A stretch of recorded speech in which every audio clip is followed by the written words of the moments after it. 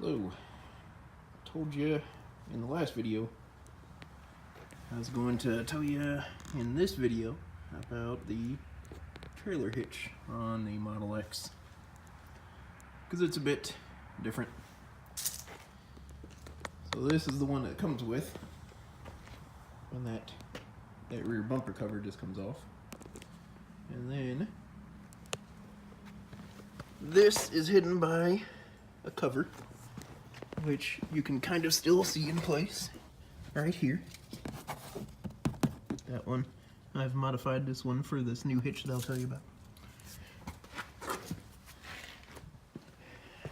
And so if you lay on your back while you're under the car, you look up and you see this.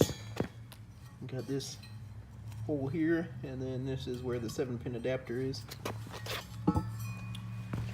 And you gotta take this dingus thing and put it in that hole, and then connect it there, and turn that key. And it gets stuck in there by these little steel balls. They pop into some detents. I won't tell you my full opinion on them, but it was irritating at the very least. We don't pull a whole lot of weight, but if you do, you're probably going to want to upgrade the hitch like we've done. If only for a couple very small but very annoying things. These right here are where you hook your safety chains, so they have to go all the way down. You can see how low that car is. This is in the standard suspension setting. You have to go all the way down and under that piece of plastic and then into here. Most safety chains aren't long enough for that. Same thing with the trailer wiring.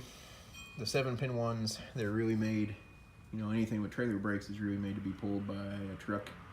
Most trucks have them in their bumpers, which are much higher. So you have to use one of those extensions, which isn't the greatest thing. Just more of an irritation than anything. So, you know, if you're using it for a utility trailer, and instead of having a truck and just want to, you know, hitch up really quick and go, you can't.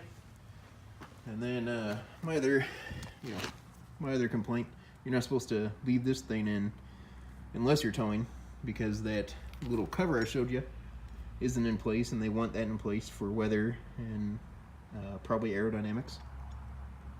So every time you want to go and tow, you got to go and put this up, get your receiver out, shove it in there, put the pin in, you know, get your wiring extension out, and then the safety chain extensions and all that. Ugh, let's do it. So this is what they frankly should have done for those of us who want the towing option. To me, they should have just done it, you know, if you either don't get the towing option and you have the nice clean look in the back, or you do and you get this. This is by Draw-Tite. It bolts up to the same exact holes. You can see them, you know, here and here.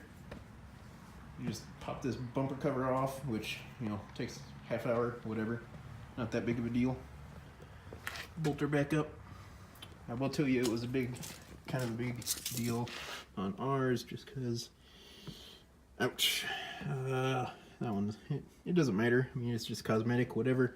But it pushed in enough that it made putting all that trim work back on much more difficult than it would be if it wasn't damaged. But the advantages, this is frankly much more sturdy. The beam that attaches the receiver here to the upper part of the hitch, which is about here. Move back, it's about in here, which is where these are. You know, it's gotta make it all the way there. This part dropping down is an I-beam. Really nice, really strong.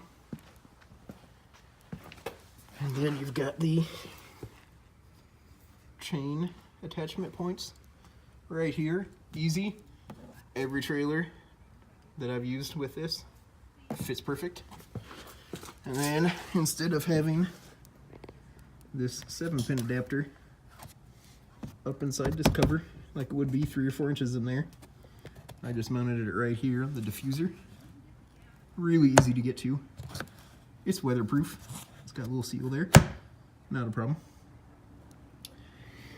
And the whole underbelly there is still weatherproof because I took this cover, cut it up a bit to fit around there. There's really no appreciable water or damage in there. We've had this on for 10,000, 15,000 miles, something like that. I had this down the other day and there's nothing going on. There's no leaves stuck in there or anything.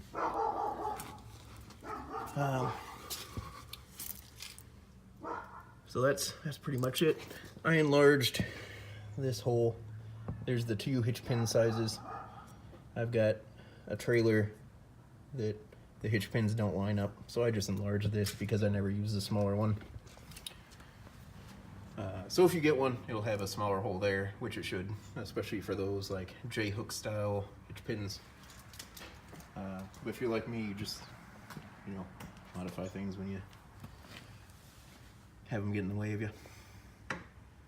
Anyway, it's the Draw-Tite hitch. Highly recommended for honestly doing any towing with the Tesla Model X. If you just have a really small trailer that you don't use very often, or you're gonna tow, you know, you're gonna put bicycles on it or something like that, the stock one's fine because you probably want it to look better. But yeah, if you're doing any towing, get this hitch. It's only a couple $100. Much better than the stock one. Thanks. If you're gonna buy a Model X or a Model S, which I highly suggest you do, you can get the free unlimited supercharging by using our referral link, which I'll leave in the description.